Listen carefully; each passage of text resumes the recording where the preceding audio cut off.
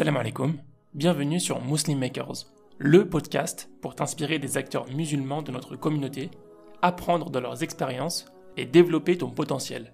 Quand on voit par exemple que la norme pour une femme qui travaille par exemple dans un bureau en France, on va dire, c'est d'avoir une jupe et des talons, tu vois. Bah ça, c'est une tenue qui est créée pour rendre une femme vulnérable. Parce qu'avec une jupe et avec des talons, on est vulnérable. On peut pas courir, on peut pas bouger comme on voudrait bouger, tu vois. On est obligé d'avoir une certaine démarche, d'avoir une certaine, tu vois. Et en fait, il faut penser ça de façon politique. Il faut penser en quoi nos vêtements, c'est pas du tout quelque chose d'anodin, c'est pas quelque chose qui est lié à nos goûts personnels, c'est quelque chose qui est lié à une norme sociale. Et cette norme sociale, elle est fondée sur des critères qui sont des critères de domination, de sexe, de classe et de race. Voilà, toujours, il faut penser ça en fait pour tout dans notre vie et se demander pourquoi. Voilà. Tu peux suivre les dernières informations du podcast en t'abonnant à la newsletter, au compte Instagram Muslim Makers et en rejoignant le groupe Telegram. Tous les liens sont en description. Bonne écoute. Salam alaikum wa rahmatullah, Morjan. Alaykoum salam. Comment vas-tu? Je suis très bien et toi? Très bien, il fait super beau aujourd'hui. Je suis en région parisienne, chez mes beaux-parents. Alhamdoulilah, on profite du beau temps. Ah bah ouais, moi aussi je suis en région parisienne, ouais. Morgan, à chaque fois, je sais jamais comment prononcer ton prénom. Comment tu préfères que je t'appelle? Comme tu veux, je peux le prononcer à la française comme on parle français, mais si tu le prononces en arabe, ça me va Ok. aussi. Bon, je risque de changer en cours d'interview. Aucun, aucun problème. Bah, écoute, Morgan, pour commencer, je te propose de nous faire une petite présentation de qui tu es, ce que tu fais, d'où Oui. tu viens, rapidement. Ouais. Oui, bien sûr. Eh bien, écoute, moi, je viens du 91, donc au sud de Paris. J'ai grandi dans une famille de la classe moyenne, disons. Bon, je suis sociologue, hein, donc c'est des repères sociologiques. Voilà, à l'école, j'avais des assez bonnes notes. Au collège, pas trop, mais au lycée, j'ai commencé à avoir de très bonnes notes. Je voulais être journaliste. Et en fait, bon, j'ai intégré Sciences Po via un programme qui s'appelle CEP, donc c'est Convention éducation prioritaire. Donc c'est pour permettre à des jeunes qui ont des bonnes notes mais qui viennent pas des grands lycées parisiens notamment de pouvoir intégrer Sciences Po. Mhm. Donc niveau études, j'ai fait une double licence Sciences Po et philosophie à la Sorbonne. Donc philosophie à la Sorbonne et puis Sciences Po, enfin sciences humaines et sociales, on va dire, à Sciences Po Paris. Mhm. Puis je suis partie un an en Jordanie pour apprendre l'arabe. Et ensuite, j'ai fait un double master, donc toujours à Sciences Po et à l'INALCO, donc en recherche en sciences politiques comparées à Sciences Po. Et à l'INALCO, j'ai fait un master en langue et civilisation arabe. Et Ok. entre-temps, je suis partie aussi en Égypte à l'université d'Alexandrie pour améliorer aussi mon arabe. Donc tu parles couramment. Alhamdoulilah, ça va, je me débrouille bien, en particulier en dialecte yéménite, mais bon, ça je vais expliquer pourquoi après. Mhm. Mais oui, bon, je lis, j'écris. Niveau lecture et écriture, voilà, je suis pas bilingue, mais en dialecte, je parle couramment. Ok. Et l'arabe, ça se travaille, hein. Et, euh, et ensuite, j'ai fait une thèse. Donc là, je suis en train de finir ma thèse, une thèse en sociologie à l'EHESS. Et puis je pense qu'on va en reparler ensuite, mais voilà, ça c'est mon parcours un peu sur le plan scolaire et académique. Et puis à côté de ça, j'ai fait une carrière militante parce que Mhm. je me suis mobilisée assez jeune en fait. Je suis entrée assez jeune dans les milieux militants. J'ai commencé en tant qu'étudiante au GENEPI, donc qui est une association d'étudiants qui entrent en prison en fait Oui. pour Oui. notamment donner des cours à des personnes détenues. Donc j'ai fait différentes prisons, des prisons pour femmes, des prisons pour hommes, des centres de détention aussi pour mineurs. Euh, et puis voilà, ça c'est quelque chose déjà qui m'a... La prison, c'est tout un monde. On entre dans un autre univers, on se rend compte de voilà, tout l'envers du décor, de tout ce qui... dans tout ce tout ce qu'on a tout ce qu'on nous a raconté en fait sur la société et puis tout ce qui est pas vrai en fait, qu'il n'y a pas les gentils et les méchants. Enfin, tu vois, ça nous force aussi à voir les choses de manière un peu moins, un peu moins binaire et puis d'avoir un regard critique en fait sur le pouvoir, sur le pouvoir étatique, sur la police. Enfin, tu vois, tout ce qui concerne les violences policières, etc. C'est lié. Mhm. Et puis par la suite. À partir de 2015, ouais, à peu près même période, Bah, moi, j'habitais à Saint-Denis, puis j'habitais dans le nord de Paris par la suite. Et en fait, il y a eu ce qu'on a appelé la crise des réfugiés, alors ce qu'il faudrait plutôt appeler en fait la crise de l'accueil. Donc, c'était bah, plein de gens qui sont arrivés assez rapidement en fait bah, de Syrie, mais surtout à Paris, du Soudan et d'Afghanistan. Mhm. Donc dans un contexte où il y avait plein de bah, voilà, différents conflits. Et en fait, ce qui est nouveau, c'est pas tant le fait qu'il y ait des gens qui arrivent, mais surtout qu'on refuse de les accueillir en fait. Et ces personnes donc dormaient dehors ou dans des squats.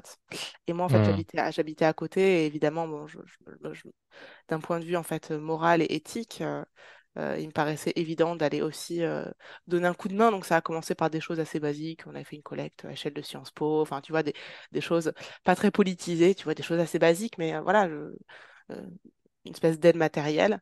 Et puis en fait, rapidement, voilà, j'ai commencé à revenir sur les campements, à militer en fait avec des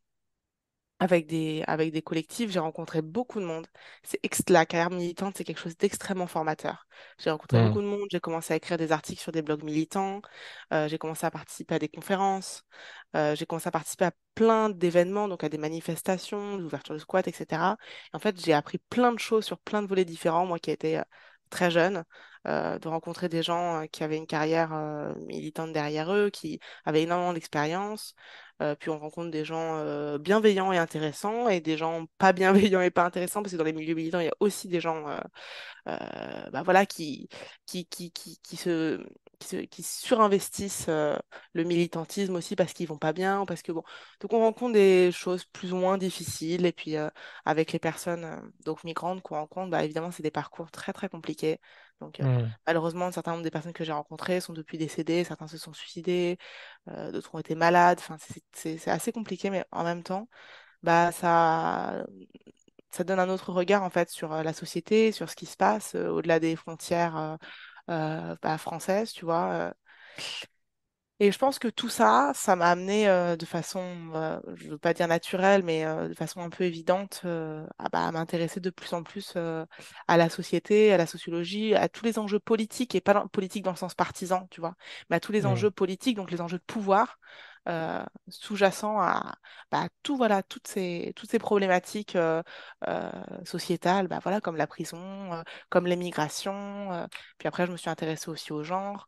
euh, voilà, et de plus en plus de questions, tu vois, mais toujours en essayant d'avoir un regard critique grâce à ce parcours militant un peu sur le terrain chose que je fais un peu moins maintenant parce que j'ai deux enfants en bas âge, mais j'aspire à pouvoir militer encore sur le terrain parce que je pense que c'est très très important et c'est la seule manière finalement de pouvoir se rendre compte de ce qui se passe réellement bah, voilà, autour de nous, quoi, dans notre société.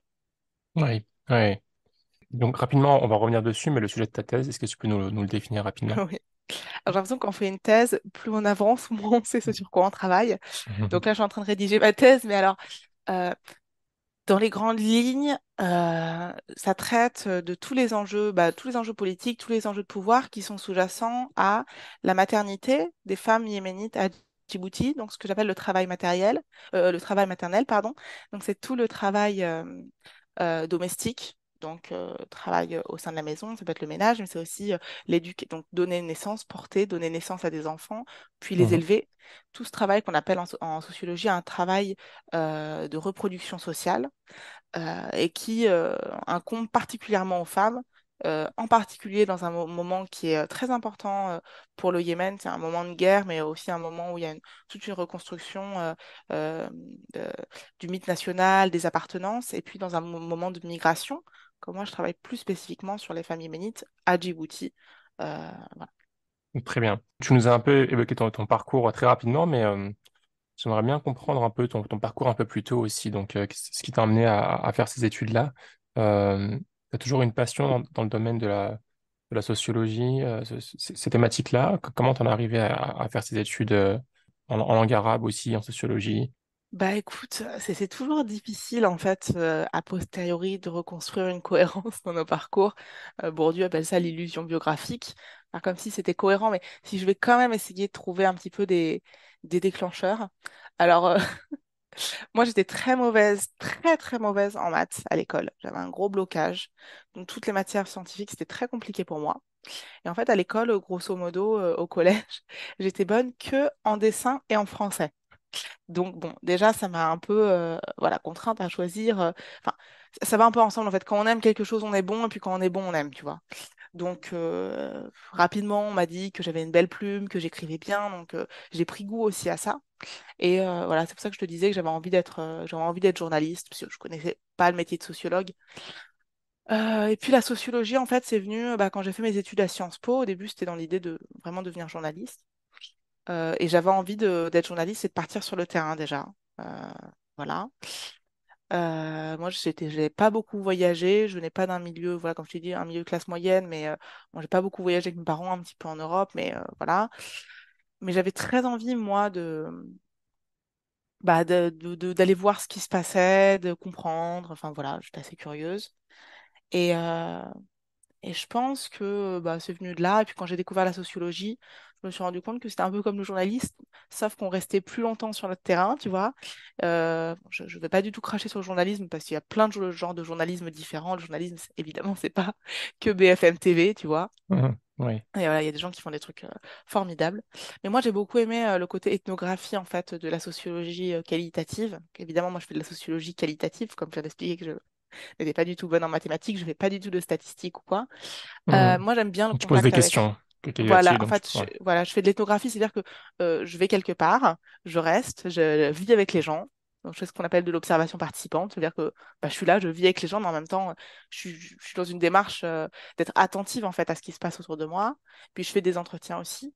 Et ça, c'est un peu ce que font les journalistes, grosso modo, sauf que en sociologie, on est plus dans le temps long, on a plus le temps de pouvoir après euh, faire des recherches à côté, de pouvoir écrire davantage. Tu vois, c'est plus aussi une différence de format et puis peut-être des interrogations un peu plus, peut-être un peu plus profondes et un peu moins dans l'immédiat, tu vois.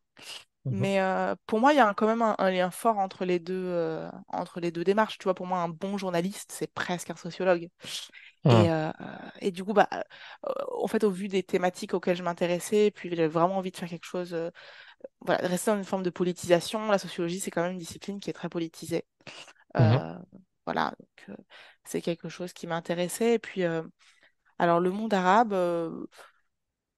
je ne sais pas, quand j'étais jeune, moi, je viens d'une famille française, tu vois, donc quand j'étais jeune, j'avais pas mal d'amis qui venaient, notamment pas mal d'amis algériens. Donc, bon, bah voilà, déjà, c'était quelque chose qui m'était un petit peu familier, tu vois. Je savais ce qu'était l'islam déjà relativement jeune, bon.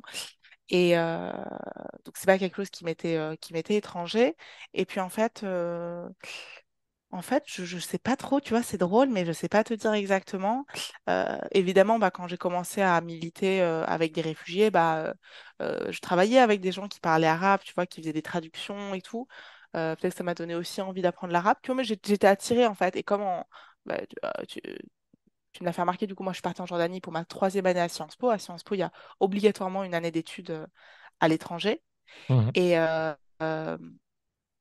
Et en fait, moi, j'avais des plutôt bonnes notes à Sciences Po, tu vois, donc j'aurais pu essayer les grandes universités anglaises ou américaines. Mais alors moi, ça m'a jamais donné envie. En plus, je suis pas quelqu'un de très compétitif, donc j'avais pas du tout envie de me lancer dans tout un truc pour aller faire, je sais pas, une école de droit quelconque ou aux États-Unis, en Angleterre. Et je me suis Ouais. dit, bah tiens, je vais faire un truc qui m'intéresse, où je vais pouvoir rencontrer des gens et tout. Je vais aller apprendre l'arabe. Alors au début, je voulais aller en Palestine. Et puis, bon, il m'arrivait Bon, j'ai eu des problèmes à cette période-là. Et en gros, bon, c'est un peu long à expliquer, mais en gros, Sciences Po m'a refusé tous les pays du Moyen-Orient, sauf, ils m'ont dit, bon, là, il y a une possibilité pour la Jordanie. Je me suis rendu compte que la Jordanie, personne ne voulait y aller parce que c'est un pays un petit peu ennuyeux, tu vois. On pourrait dire que c'est la Suisse du Moyen-Orient, il se passe pas grand-chose. Et la vie est très chère là-bas. Mais moi, Mhm. ça m'allait très bien parce que la Jordanie, c'est un très très bon milieu pour apprendre l'arabe parce que les gens parlent vraiment que arabe.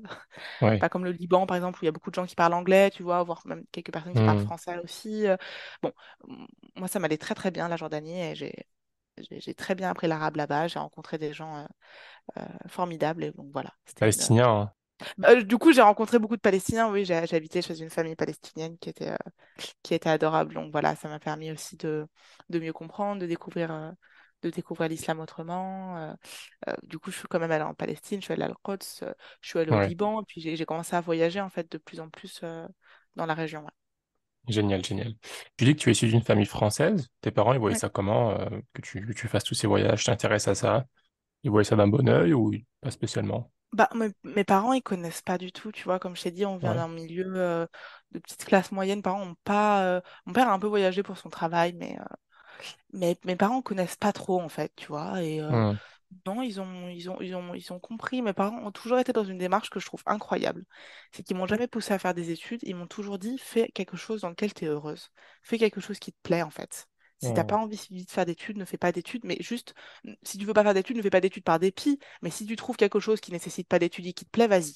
Tu vois, ils m'ont jamais Ouais. poussé en fait. Je voyais, j'avais des amis, quand ils avaient des mauvaises notes, ils se faisaient tuer à la maison, tu vois. Et moi, mes parents, en particulier ma mère, parce que j'habitais avec ma mère, bah, pas du tout, tu vois, vraiment dans une démarche où elle me disait, bah écoute, voilà, t'es libre, si tu veux bosser, bosse, si tu veux pas bosser, bosse pas, déjà je vais pas te forcer, et puis en fait, fais juste quelque chose que t'aimes.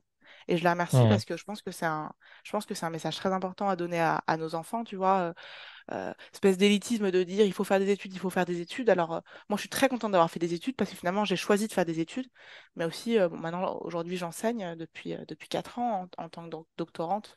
Je donne des TD et des CM dans des facs diverses et variées.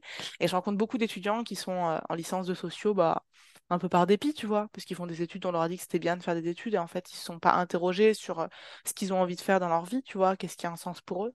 Et Hmm. je trouve ça hyper dommage. Il faut faire des études si tu as envie de faire des études. S'il y a autre chose qui te fait rêver, faut pas tenir compte d'espèce de hiérarchie sociale. C'est mieux d'être ingénieur que d'être cuisinier. Enfin, tu vois, Ouais, ouais. si ce que t'aimes, toi, c'est cuisiner, t'as aucune raison d'aller faire une école d'ingénieur, même si tu as des bonnes notes à l'école. Enfin, tu vois, il y a un Ouais. moment. Donc, non, moi, j'ai toujours été poussée comme ça par mes parents. Et du coup, je pense que à partir du moment où ils se sont rendus compte que je faisais un truc qui me plaisait, bah, ils étaient contents. Ils étaient contents pour moi, tu vois. Ouais. Toi, ce qui te plaît dans ce que tu fais, du coup, c'est les études, ton doctorat, enfin, tes voyages, etc., d'enseigner, ou tu sais derrière ce que tu veux faire avec aussi, enfin, c'est une finalité de faire ce qu'il y a derrière aussi qui t'intéresse, tu sais à peu près ce que tu veux faire. Très bonne question. Bah, c'est un petit peu un tout en fait. Je pense que déjà j'ai énormément de chance de faire un métier qui me plaît, mais qui me plaît à 100%, tu vois. Alors la thèse c'est très compliqué en France parce qu'on est financé que 3 ans, alors qu'une thèse en sciences sociales c'est 4, 5 ans voire plus. On est très mal payé, tu vois. On rejoint des gens qui ont fait Sciences Po avec moi, qui ont fait voilà, les mêmes études que moi, qui sont payés 3 000, 4 000 € par mois. Nous, on est payé, on a été augmenté en début d'année. Avant, on était payé 1 550 € par mois. Maintenant, on est payé 1 750 € par mois Hmm. Ok. net. Donc, c'est un salaire qui est un petit peu ridicule, en fait. Survival. Ouais, voilà, en comparaison des études qu'on fait, donc on n'est pas du tout considéré en fait, hein. Ça, c'est un gros problème, notamment en tant que vacataire. Comme je te le disais, je donne des cours à côté. Ça, je pense que c'est important de faire passer ce message. C'est qu'en fait, les doctorantes et doctorants qui donnent des cours, ce sont des centaines de milliers, j'ai plus les statistiques, mais il me semble que c'est une énorme majorité des enseignants en sciences humaines et sociales dans les universités sont des vacataires. Donc, globalement, des doctorants ou des jeunes docteurs qui n'ont pas de poste. Et on est payé à l'heure en dessous du SMIC. Voilà. Waouh. Alors même qu'on est payé par l'État, tu vois. On est payé en dessous du SMIC. On est censé être mensualisé. On ne l'est pas. Malgré le fait que dans la loi, il y a une obligation de mensualisation, on n'est pas mensualisé. Donc on est payé tous les 6 mois, grosso modo. Et encore, on ne sait pas Hmm. trop. Genre, qui paie son loyer tous les 6 mois, tu vois. Ouais, On est ouais. payé grosso modo tous les 6 mois. Donc en dessous du SMIC, comme je te le disais, en termes de taux horaire. Et enfin voilà, nos droits ne sont pas du tout respectés. Donc on est vraiment très très mal considéré. Donc à la fois la thèse c'est très dur de ce point de vue-là.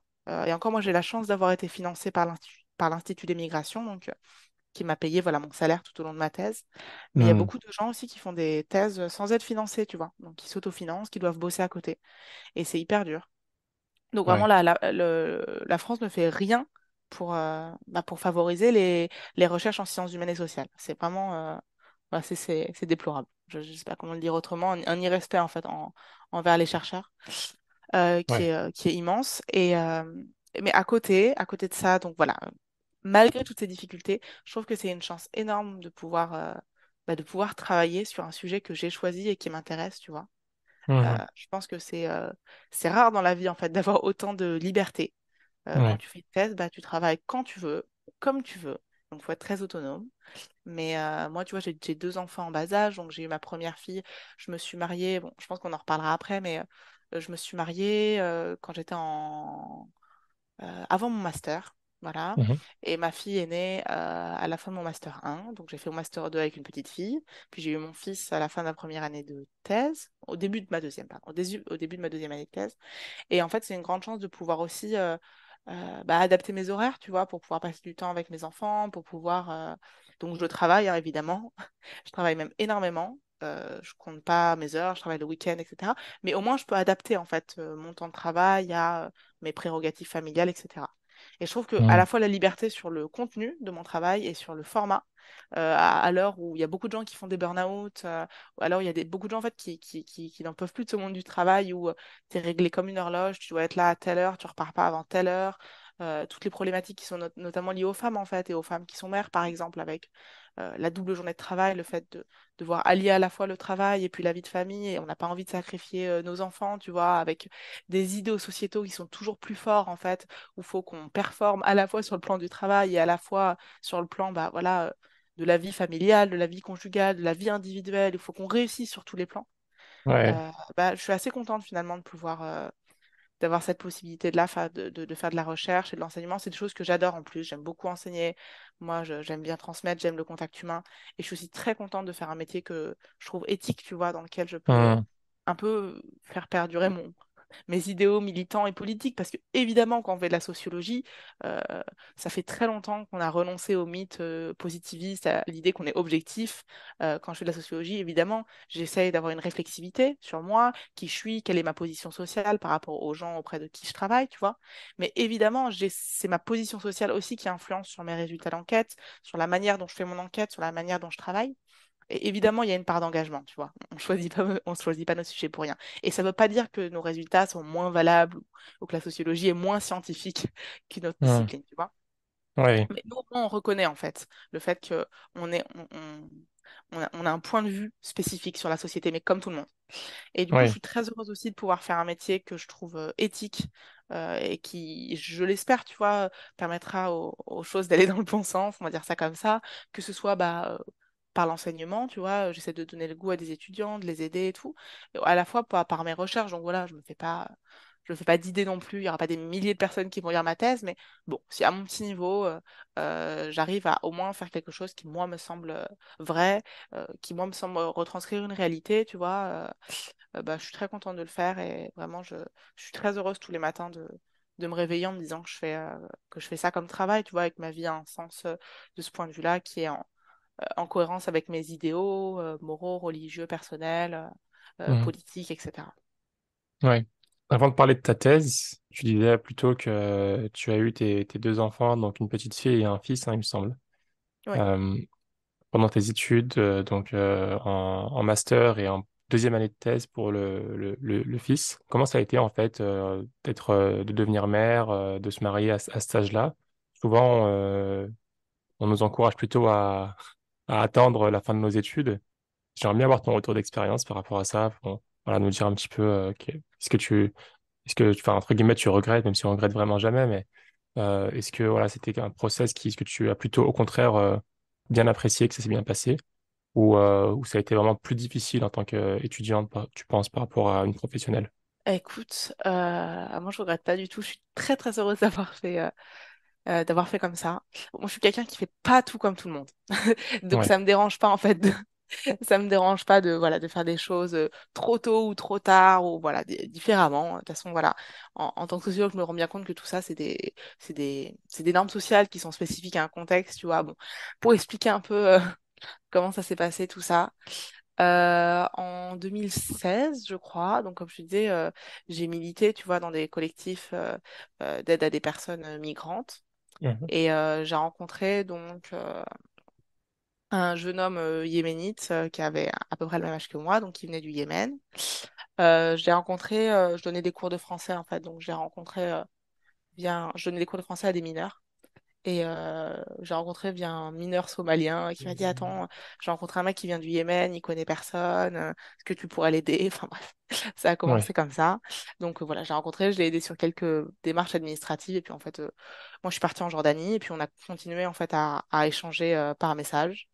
Et je suis revenue au milieu de mon année en Jordanie. Je suis revenue en France et on s'est mariés religieusement.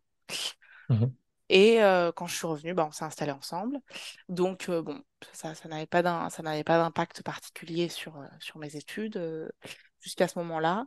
Et puis, en fait, on a commencé à discuter d'avoir potentiellement des enfants. Enfin, moi, j'avais très envie d'avoir des enfants et plutôt jeune. Mhm. Euh, mais je voulais finir mon master avant. Oui, Donc, j'entrais en master à ce moment-là quand on a commencé à habiter ensemble. d'accord. Et bon, évidemment, voilà, ça s'est pas passé comme prévu et je suis tombée Ouais. enceinte en fait très vite. Et bon, voilà. Et je me suis dit, bah écoute, si ça doit être comme ça doit être comme ça, tu vois, c'est pas très grave. En fait, quand on a des enfants, mais tu le sais, comme t'as un enfant aussi, on prend beaucoup de recul sur beaucoup de choses. Et les Oui, études, c'est très important pour moi, mais je me suis dit, en fait, bah c'est pas grave, une année d'études, au pire, on la redouble. Enfin, tu vois, il y a rien en fait qui peut nous empêcher. Le fait d'avoir un enfant n'empêche pas du tout de faire ses études, tu vois. Donc bon, oui, j'ai eu beaucoup de chance parce qu'en fait, j'ai accouché en août, donc ça m'a permis de finir mon année. oui. Et l'année d'après, du coup, je suis allée voir Sciences Po et je leur ai pas du tout dit que je venais d'avoir un enfant et que je voulais une année pour m'occuper de mon enfant parce que Sciences Po, c'est une institution extrêmement normative, extrêmement bourgeoise. Et à Sciences Po, les étudiantes n'ont pas du tout d'enfants à 20 ans, quoi, tu vois. Donc, je leur ai dit que je voulais perfectionner mon arabe et que je voulais partir en Égypte. Et du coup, je suis partie en Égypte avec mon petit bébé à l'université d'Alexandrie. Bon, j'ai eu beaucoup de chance parce que mon mari ne pouvait pas m'accompagner bah, pour des questions de visa. Mais du coup, j'ai embarqué ma petite sœur avec moi. Donc, j'ai trois frères et sœurs plus jeunes que moi. J'ai embarqué ma petite sœur avec moi qui venait d'avoir son bac, qui savait pas trop ce Mhm. qu'elle voulait. Je lui ai dit, tu veux venir en Égypte, c'est gratos. Ouais, Mais tu gardes ma fille, donc voilà, elle est venue avec moi. Et puis en fait, on s'est débrouillé comme ça, tu vois. Et ça fait longtemps incroyable. que. En fait, voilà, moi j'essaie de me débrouiller, tu vois. J'essaie de bricoler dans ma vie pour que tout aille comme je veux. Voilà, il y a plein de normes sociales, il y a plein de choses qu'on nous, qu'on, qu'on- qu'on nous facilite pas, tu vois. Mais finalement, tu peux toujours bricoler, en fait, quand tu y crois. Et j'ai passé une formidable année en Égypte, j'ai eu de très bonnes notes, j'ai beaucoup amélioré mon arabe. Et en plus, bah voilà, j'ai pu passer cette première année avec ma fille parce que bon, les cours d'arabe, c'était que le matin. Enfin, l'université dans les pays arabes, en général, c'est que le matin. Et, Ouais. euh, et voilà, et quand je suis revenue, bah, du coup, voilà, quand je suis revenue en France, ma fille avait 1 an, elle est entrée à la crèche. J'ai fait mon master, j'ai eu 18 à mon mémoire, j'ai mentionné très bien mon master, donc ça m'a pas du tout empêché de faire mes études. Alors, il y a eu des nuits blanches, hein, il y a eu des jours Mhm. de fatigue, évidemment. Mais en fait, ça m'a motivée.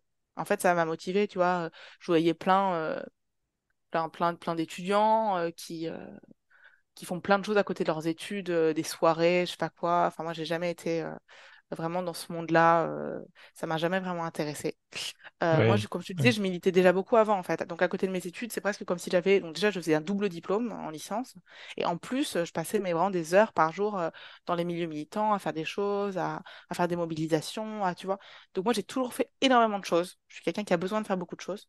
Mhm. Euh, et en fait, bah, le fait que j'ai eu ma fille, bah, ça m'a juste donné une raison de plus de me battre et de faire des choses, tu vois.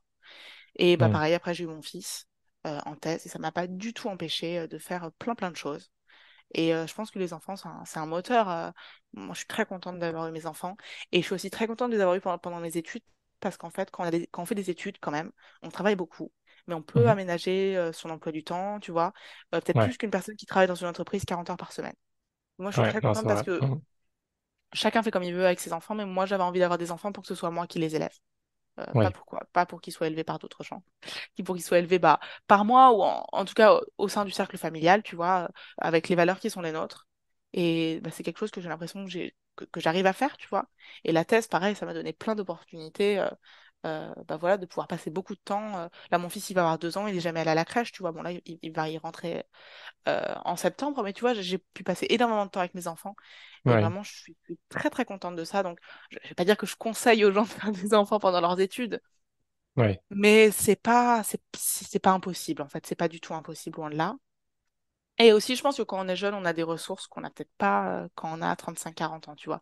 Pas des ressources ouais, en termes financiers, ça, évidemment, on n'en a pas, mais des ouais. ressources aussi en termes d'énergie, tu vois, de motivation, et puis aussi, voilà, une distance par rapport aux normes sociales aussi, de se dire que, bon, en fait, on n'a pas besoin de faire vraiment comme tout le monde, tu vois.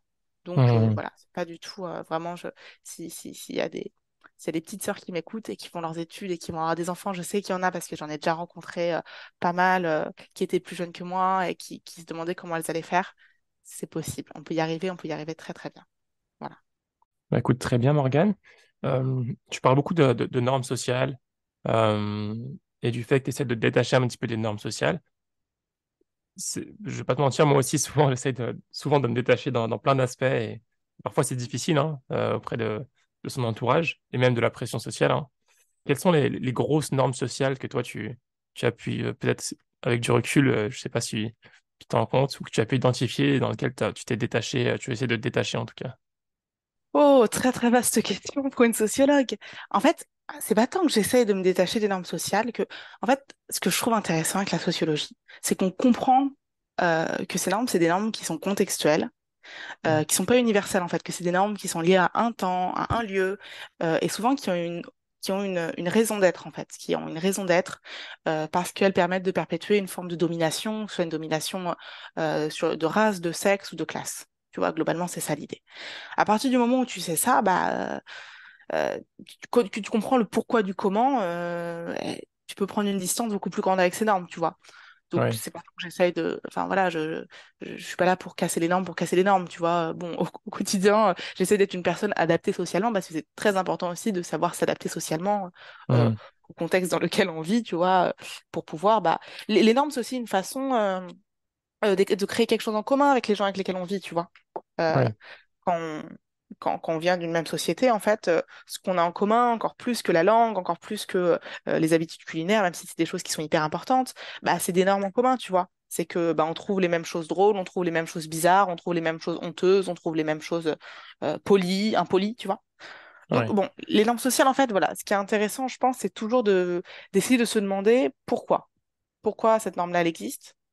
Euh, et alors voilà, donc du coup, il y a des normes, à mon avis, qu'on peut essayer de dépasser, dont on peut essayer de s'affranchir, tu vois, parce que c'est des normes qui reproduisent une domination, et puis des normes, des normes aussi bon voilà, qu'il faut essayer qu'on peut essayer de respecter pour créer du lien, pour créer du commun au sein de la société. ouais, C'est très important. Enfin, ce que je veux ouais, dire, c'est que je veux pas diaboliser les normes. Les normes, c'est aussi bien très très sûr. important, tu vois. C'est pour ça qu'il y a des règles. Il y a des règles dans toutes les sociétés, il y a des règles dans toutes les religions, il y a des règles dans tous les groupes sociaux, parce que c'est les règles qui nous permettent de vivre en commun. Mais quand c'est des normes qui, encore une fois, voilà, sont là, qui ont été construites finalement avec tout un imaginaire autour pour reproduire des dominations, là, on peut s'interroger, tu vois, sur le Ouais, bien fondé de la perpétuation de ces normes. Bah, je pense par exemple à des normes autour du comportement sexuel des femmes, tu vois. euh, Je pense à des normes autour de la beauté qui serait blanche, tu vois. mhm, Je sais pas, je prends un exemple comme ça, tu vois, mais le fait de dire qu'il est plus beau d'être blanc que d'être noir, tu vois. mhm, Euh, euh, je sais pas, d'inciter par exemple les jeunes filles noires à avoir les cheveux lisses, tu vois. Bon, ouais, c'est ça. Je te dis ça parce que j'ai vu une vidéo il y a pas très longtemps sur ce sujet-là. Tu vois, par exemple, tu pourrais te dire, bon, bah, ça c'est une norme de beauté, bon, c'est pas très grave, mais non, parce qu'en fait, c'est une ouais, norme de beauté euh, qui a une origine, en fait, de domination de race, tu vois, qui a une origine qui est liée au racisme, qui est liée à la colonisation, tu vois. ouais, Bah voilà, bah par exemple, dans notre société actuelle, bon, malheureusement, hein, quand on voit la situation des musulmans dans la société actuelle, le fait qu'on empêche à des jeunes filles voilées en fait de pouvoir faire des études ou de pouvoir travailler où elles voudraient, euh, mhm, bah ça c'est une norme cet idéal français qui sera un idéal d'une femme qui ne serait pas voilée. Bah évidemment, c'est un idéal qui est lié en fait à la colonisation, tu vois. mhm, Euh, je sais pas, tu vois, quand on s'interroge, voilà, juste s'interroger sur le bien fondé des normes qu'on respecte et pourquoi est-ce que je choisis de respecter telle ou telle norme et pas le faire en se disant juste que c'est une norme sociale et du coup je la respecte, tu vois. Mais bon, je pense que parmi tes auditeurs, enfin, voilà, les gens savent bien en fait à quel point le système social dans lequel on vit en France, et pas seulement en France, hein, évidemment, mais est construit sur des systèmes de domination sexe, classe, race, tu vois. Donc, je pense que ils sont à même de se poser des questions sur toutes ces normes-là, mais tout le monde ne le fait pas, tu vois. Et je pense que c'est vraiment important d'expliquer aux gens pourquoi est-ce qu'on pense ce qu'on pense, tu vois. Ouais. Ouais, c'est un exercice qui est pas facile de faire l'effort de se poser la question. Ouais, Bon, c'est un exemple anodin, hein, mais juste hier, ma femme a ramené un cadeau pour ma petite fille. Enfin, elle est allée voir une de ses anciennes amies qui lui avait donné une poupée pour notre petite fille. ouais. La poupée, c'était typiquement, tu vois, femme blanche, une poupée blanche avec les cheveux blonds tout lisses, les yeux bleus, etc., en mini-jupe. Je lui fais, mais c'est quoi ça? C'est quoi l'image qu'on essaie de... Bah, bien C'est sûr. c'est quelque chose d'anodin, tu vois. Tu te dis, non, c'est juste un jeu. Mais si Mm. tu l'entoures de ça, enfin, la petite fille, au fur et à mesure, elle te dire, ah voilà, moi aussi, je veux avoir des cheveux comme ça. C'est ça l'idéal de beauté. Ouais, évidemment. Bah, j'avais vu il y a pas longtemps une vidéo d'une expérience sociale, un truc sur les réseaux sociaux, hein. Sûrement des gens qui l'ont vu parmi tes auditeurs. En fait, une petite fille, des enfants, on leur propose une petite fille, une poupée noire et une poupée blanche. On leur dit laquelle tu veux. Et tous les enfants Hmm. veulent la poupée blanche, même les enfants noirs. Donc Hmm. évidemment, ça pose plein de questions aussi de représentation, tu vois, comment est-ce que les enfants qui ne sont pas blancs se sentent représentés à la télé, tu vois, ou dans les poupées. Parce que, bah, voilà, une poupée, par exemple, euh, on est censé s'identifier, tu vois, quand on joue avec une poupée, quand on Ouais. joue avec un petit personnage, tu vois. Donc ça, Ouais. bah évidemment, quand on a des enfants, c'est plein de questions qu'il faut se poser, tu vois. Aussi des questions liées à la sexualisation, tu vois, les sexualisations des enfants. Parce que finalement, bah, quand on voit parfois... euh, comment peuvent être habillés, comment on peut avoir envie d'habiller, de surpomponner des petites filles, tu vois, euh, Ouais.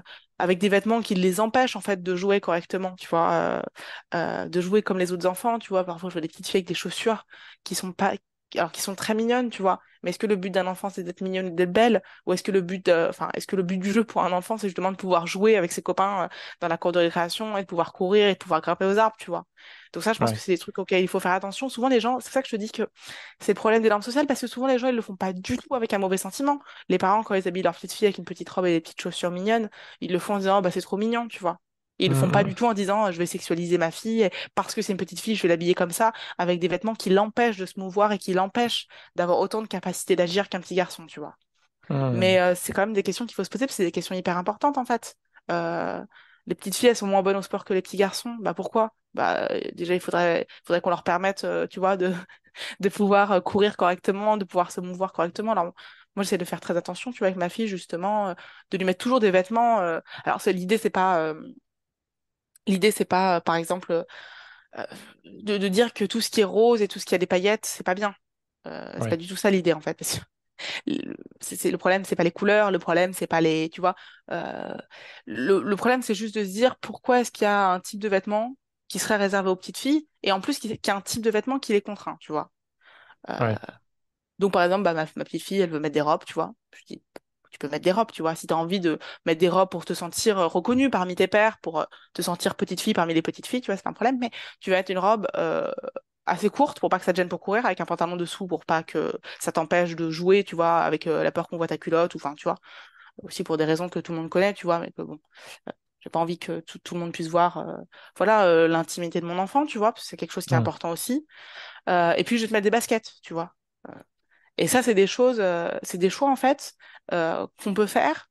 À la fois en étant raisonnable, tu vois, en se disant que bon, c'est des choix qu'on fait pour des raisons pratiques, mais aussi c'est des choix qu'on peut faire pour des raisons un peu politiques, tu vois. Euh, Hmm. voilà, cette volonté de permettre aux petites filles de pouvoir autant jouer dans la cour de récréation que les petits garçons, sans être gênée en disant, bah oui, mais si je fais ça, on va voir ma culotte, tu vois. Bah, Ouais. je pense que c'est aussi hyper important et qu'en tant que parent, en fait, on a une énorme responsabilité de penser tout ce qu'on fait bah, pour essayer de permettre à nos enfants, tu vois, bah, voilà, encore une fois, d'avoir le plus de capacité d'agir possible, de pouvoir faire des choses, en fait, de pouvoir essayer, de pouvoir faire des choses, que ce soit des filles ou des garçons. Alors, heureusement, c'est des choses qu'on entend de plus en plus, tu vois. Et heureusement, ça devient quelque chose de plus en plus évident, mais bon, je Hmm. pense que c'est toujours bon de le rappeler et de voir aussi, en fait, toujours l'enjeu politique qui est derrière. Parce que l'enjeu Ouais. politique, derrière les vêtements des femmes, souvent, tu vois, si je prends l'exemple, et quand je parle des vêtements des femmes, attention, hein, je parle pas des vêtements des femmes dans les pays arabes, hein, je parle des vêtements des femmes partout dans le monde.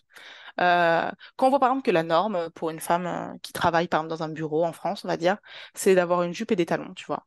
Bah ça, c'est Ouais. une tenue qui est créée pour rendre une femme vulnérable. Parce qu'avec une jupe et avec des talons, on est vulnérable. On peut pas courir, on peut pas bouger comme on voudrait bouger, tu vois. On est obligé Hum, d'avoir une certaine démarche, d'avoir une certaine, tu vois. Et en fait, il faut penser ça de façon politique. Il faut penser en quoi nos vêtements c'est pas du tout quelque chose d'anodin, c'est pas quelque chose qui est lié à nos goûts personnels, c'est quelque chose qui est lié à une norme sociale. Et cette norme sociale, elle est fondée sur des critères qui sont des critères de domination, de sexe, de classe et de race. Voilà, hum. toujours, il faut penser ça en fait pour tout dans notre vie et se demander pourquoi. Voilà. Comment est-ce qu'on trouve les réponses par rapport à ça? Bah, il n'y a pas de réponse toute faite, tu vois, mais Comment est-ce qu'on y a- comprend en tout cas? bah, Est-ce en qu'il y a des lisant la références? sociologie, Ouais. en lisant la sociologie, ouais, en Donc il y lisant a la des gens qui écrivent sociologie, sur ça spécifiquement. il y a des gens qui écrivent sur ça, bien sûr. Hum, Euh, je sais pas, attends, je vais essayer de trouver des exemples ou des références intéressantes. Bah, tu vois, moi, je travaille sur la maternité. Donc, depuis tout à l'heure, on parle un petit peu des enfants, de l'éducation des enfants, de la hum, façon voilà, euh, dont on éduque les enfants, mais rien qu'en fait, dans le fait, dans la naissance, en fait, et dans la façon dont on met des enfants au monde aujourd'hui en France, tu vois, il y a plein d'enjeux politiques. Et encore une fois, c'est des choses dont on parle de plus en plus et c'est très intéressant.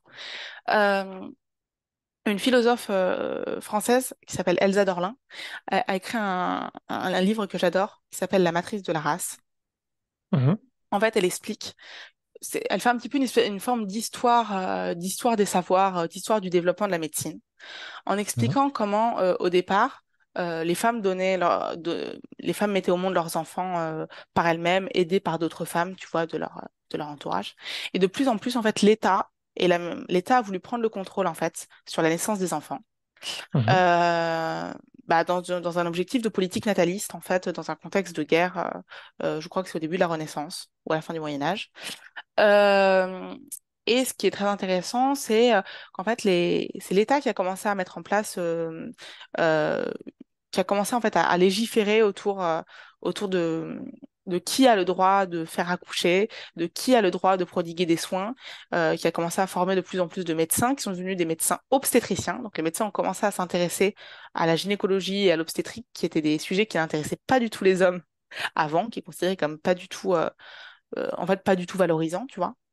mhm, Et en fait, ça, ça a conduit finalement à une médicalisation de plus en plus forte des accouchements, à l'interdiction aussi euh, pour les matrones, tu vois, qui étaient un peu des sages-femmes traditionnelles, tu vois, qui étaient des femmes qui faisaient accoucher grâce à des connaissances qu'elles avaient acquises par l'expérience, hein. mhm, Ces femmes-là ont peu à peu été interdites de faire accoucher. D'ailleurs, ce sont ces mêmes femmes qui ont été aussi poursuivies lors de la chasse aux sorcières en Europe à la fin du Moyen Âge, tu vois, donc c'est à peu près c'est un mouvement en fait commun. Ça, c'est quelque chose dont parle une autre sociologue qui est très intéressante, qui s'appelle Silvia Frederici dans Caliban et la sorcière. Donc, comment mhm, toute cette période en fait de chasse aux sorcières contre les femmes, c'était aussi une façon pour l'État de se réapproprier tous les savoirs médicaux qui étaient des savoirs des femmes en fait à cette époque-là pour créer voilà un ordre médical masculin qui serait le seul propre à contrôler le corps des femmes et à contrôler la façon dont les femmes mettent au monde, à interdire aussi évidemment les pratiques abortives, hein, mhm. dans un objectif en fait de créer une politique nataliste. Pour qu'il y ait de plus en plus, pour que les femmes fassent de plus en plus d'enfants, pour qu'il y ait de plus en plus de chair à canon, en fait, à envoyer à la Ouais. guerre. Mhm, mhm. Bon. Ok. Donc déjà, on voit en fait tout ce qui se cristallise, tous les enjeux vraiment de pouvoir qui se cristallisent autour du corps des femmes. Les femmes produisent des enfants et quand on a besoin d'enfants, il faut pouvoir contrôler les femmes pour faire en sorte qu'elles fassent le plus d'enfants possible. Et en fait, ce qui est très intéressant et donc ça évidemment, c'est quelque chose qu'on rencontre toujours aujourd'hui, hein, la médicalisation de l'accouchement qui pose encore plein de problèmes, euh, euh, avec les violences gynécologiques et obstétricales, tu en as sûrement entendu parler, des femmes à Mhm, qui on fait euh, des épisiotomies sans leur demander leur avis pour faciliter l'accouchement, tu vois, qu'on va qu'on va inciter à faire une césarienne ou à accepter une péridurale, tu vois, pour qu'elle soit plus facilement contrôlable en fait par le corps médical, ou à accoucher, tu sais, de la position d'accouchement où tu es sur le dos avec les jambes écartées, qui est pas du tout une position d'accouchement qui est Naturel. physiologique et qui permet Mm. à l'accouchement de se passer correctement, tu vois, mais en fait Mm. qui est plus facile pour le médecin pour contrôler l'accouchement. Donc ça, c'est des enjeux dont on parle de plus en plus aujourd'hui. Mais tu vois, quand tu remontes grâce à des travaux comme ceux d'Elsa Dorlin, par exemple, ou ceux de Silvia Federici, tu te rends compte que ça, c'est lié à une volonté politique de prendre le pouvoir sur la capacité de procréer des femmes. Et ce qui est génial aussi dans le bouquin d'Elsa Dorlin, c'est qu'elle va montrer le lien, en fait, du développement de cette médecine avec la création d'un imaginaire raciste. En fait, elle va montrer, donc, son bouquin s'appelle La matrice de la race. Donc, la matrice, c'est à la fois l'utérus et à la fois la matrice, c'est quelque chose qui est à l'origine, tu vois. Et en fait, elle explique que en fait, avec cette volonté, je résume hein, vraiment dans les grandes lignes son bouquin qui est hyper détaillé, qui est très intéressant. Je conseille à tout le monde de le lire. C'est assez abordable, hein. C'est grosso modo de l'histoire, mais c'est assez abordable. Et en fait, pour légitimer cette prise de contrôle aussi sur le corps des femmes, le pouvoir médical va créer toute une espèce de théorie autour des humeurs qui expliquerait que les femmes, en fait, les femmes seraient naturellement chaudes et humides et les hommes seraient naturellement froids et froids et secs. Et en fait, les hommes sont froids et secs. Enfin, le fait que les hommes soient froids et secs leur permet d'avoir accès à la raison. Tu vois, la raison, c'est quelque chose Mm. euh, qu'on oppose souvent aux émotions, tu vois, où on dit, bah, sois raisonnable, calme-toi, ne fais pas ça dans l'émotion, tu vois. Donc les hommes auraient accès à la raison, et puis les femmes seraient toujours dans l'émotion. Donc les femmes ne seraient pas du tout aptes à décider, à pouvoir prendre une décision de façon réfléchie, tu vois. Mhm. Donc, et là, c'est quelque chose qui va perdurer en fait jusqu'aux Lumières, cette idée donc d'une opposition de la raison et des émotions, et puis ensuite dans le positivisme, dans la science, et encore jusqu'à aujourd'hui, on continue d'opposer tout le temps, la raison aux émotions. Les femmes, elles sont hystériques, elles sont dans l'émotion, et puis la raison, c'est la science, tu vois. Une opposition qui est complètement contextuelle et qui est liée aussi à plein d'enjeux politiques. Et du coup, en fait, ce qui est intéressant, ce que montre Elsa Dorlin, c'est que bon, voilà, il y a eu cette création de toute une espèce de théorie des humeurs, donc pour expliquer pourquoi les femmes sont inférieures aux hommes, et qu'en fait, cette théorie, grosso modo dans les grandes lignes, ils l'ont appliquée aussi aux populations non blanches, pour expliquer que, grosso modo, les non blancs, ils sont comme les femmes. Ils sont chauds et humides. Euh, j'ai pas envie de rire en disant ça, mais c'est très très grave. Et, euh, et en fait, ça va expliquer le fait que, bah, tu vois, jusqu'à la colonisation, on va continuer de considérer, et encore aujourd'hui, hein, dans l'imaginaire raciste, que les personnes, par exemple, originaires d'Afrique, seraient plus sauvages, seraient plus sexuelles, tu vois, ne pourraient pas se maîtriser, tu vois. Et tout cet Mm. imaginaire qu'on trouve notamment autour des migrants, tu vois, des migrants subsahariens qui viendraient pour agresser sexuellement des femmes blanches, tu vois, avec toute cette idée en fait que Ouais. les personnes non blanches n'auraient pas accès à la raison, tu vois, n'auraient Mm. pas accès. Et ben tout ça en fait, ça découle de cet imaginaire-là, tu vois, qui à la base est un imaginaire qui était construit sur l'opposition homme-femme et Mhm. qui après a été appliqué euh, en fait au niveau de dans une hiérarchie dans l'idée en fait de créer une hiérarchie de race. Et ce qui Mm. explique Elsa Dorlin, mais l'explique encore plus Silvia Frederici, c'est que tous ces enjeux en fait de décrédibiliser et de délégitimer en fait à la fois les femmes et à la fois les personnes non blanches. Alors je dis personnes non blanches, mais en fait je devrais dire les personnes noires ou les personnes arabes, tu vois, Mhm. pour pas les définir par défaut, tu vois. L'idée en fait c'était qu'on est à une période où pré-capitaliste, où on va devoir accumuler de plus en plus pour pouvoir permettre bah, l'émergence du véritable capitaliste, du véritable capitalisme, pardon, et que du coup, on va devoir trouver de plus en plus de main-d'œuvre et de la main-d'œuvre de moins en moins chère. Et donc, qu'est-ce qu'on va faire? Eh ben, on va mettre les femmes au travail, hein, en les coupant progressivement bah, du monde du travail, qui est un monde du travail dans lequel les femmes exerçaient, pour les mettre de plus en plus à la maison en expliquant que voilà, donc les femmes ne sont pas capables de travailler correctement, les femmes doivent rester à la maison, voilà, euh, et puis procréer. Et puis, pour les personnes originaires notamment d'Afrique, eh ben, on va les mettre en esclavage, en fait, pour pouvoir avoir du travail, de la main-d'œuvre gratuite, tu vois. Pour remplacer la main-d'œuvre, en C'est fait. Mm. ça. Et toute cette imaginaire, en fait, sexiste et raciste qui a été à se construire à ce moment-là, ce qui ne veut pas dire qu'il n'existait pas de sexisme et racisme auparavant. Mais là, c'est un sexisme et un racisme systémique, tu vois, qui vont être légitimés à la fois par la religion catholique, à la fois par la médecine et la science, tu vois, qui vont vraiment va être légitimés en fait par toutes les grandes sources de pouvoir, bah, va permettre de légitimer l'esclavage, la chasse aux sorcières en Europe et la colonisation aussi plus tard, tu vois. Et encore aujourd'hui, tu vois, quand on voit le traitement médiatique des mobilisations suite à l'assassinat de Naël la semaine dernière ou il y a 2 semaines, en fait, on est tout le temps là, on est toujours là-dedans. On est toujours là-dedans de cette idée que les Noirs et les Arabes n'auraient pas accès à la raison et seraient seulement dans l'émotion, dans la sauvagerie, tu vois. Et c'est Mm. incroyable, je trouve, de découvrir, de pouvoir, avec ce type d'ouvrage, aller explorer, en fait, la construction de cet imaginaire et de voir que c'est quelque chose qui est ancien, mais c'est quelque chose qui est contextuel. C'est quelque chose qui existe et qui existe pour une raison dans un contexte de volonté de créer une C'est société jamais anodin. capitaliste. Bah, c'est pas anodin et c'est pas universel. Donc ça veut aussi dire Mm. qu'on peut le combattre, tu vois. Ça veut aussi dire que c'est pas définitif. Ça a été créé à un moment donné, donc ça peut aussi disparaître. Très bien. Très bien. Bah, écoute, je te remercie. Je mettrai les références dans la description de l'épisode. Ouais. Euh, on va parler un petit peu de ta thèse quand même. Donc, Oui, on va parler plus de ma thèse. Moi, c'est un peu lié à ces questions-là, hein, Ouais, mais c'est lié. On a parlé de ton mari qui est yéménite. Du coup, ça ouais, va aussi créer le lien avec, avec ton sujet de thèse. Donc, je te laisse faire ouais, la transition. Donc, pourquoi tu as choisi ce sujet-là et nous parler un peu des grandes lignes, un peu des enjeux de ton sujet de recherche et de ta thèse. ouais, ouais. Bon, alors vous l'aurez compris, je travaille sur les questions de domination sexuelle et de domination raciale, quoi, hein, grosso modo. Mhm. Et évidemment, ça se voit un petit peu. Donc, en fait, moi, alors, dans quel sens prendre le truc? On va prendre le truc peut-être dans l'ordre chronologique. Ça me paraît important de montrer comment est-ce qu'on construit un sujet de recherche. En fait, quand on veut faire une thèse, la plupart du temps, euh, on se dit pas, bah tiens, je vais prendre une map monde, je vais choisir un pays au hasard et puis je vais choisir une thématique au hasard, tu vois. Ça, Mhm. c'est des choses qui se construisent en amont, tu vois. Donc voilà, moi, comme je te l'ai dit, j'ai travaillé en prison, j'ai travaillé avec des personnes migrantes et je me suis aussi pas mal milité dans des organisations aussi féministes. Et bon, ça c'est d'un côté, d'accord? On fait comme si on l'oubliait. Et puis après, on se dit que voilà, j'ai rencontré mon mari qui est yéménite, on a eu des enfants. Et puis le moment venu donc de choisir, au début, c'était pour mon mémoire. C'était pour mon mémoire de fin d'études à Sciences Mhm. Po, en M2, donc je faisais de la recherche. Donc il fallait vraiment faire un mémoire de recherche, un truc un peu costaud, d'une centaine de pages et tout. Euh, j'avais choisi j'avais plusieurs idées de trucs qui m'intéressaient, puis à chaque fois c'était compliqué parce que je me dis, il va falloir que j'y aille avec ma fille et tout, j'aurai personne pour la garder sur le terrain. Bon. Et en fait, on est allé à Djibouti pour la première fois, du coup, pour rencontrer la famille de mon mari. Mhm. Donc, mon mari est yéménite, mais bon, comme je pense tout le monde le sait, depuis 2014-2015, le Yémen est en guerre.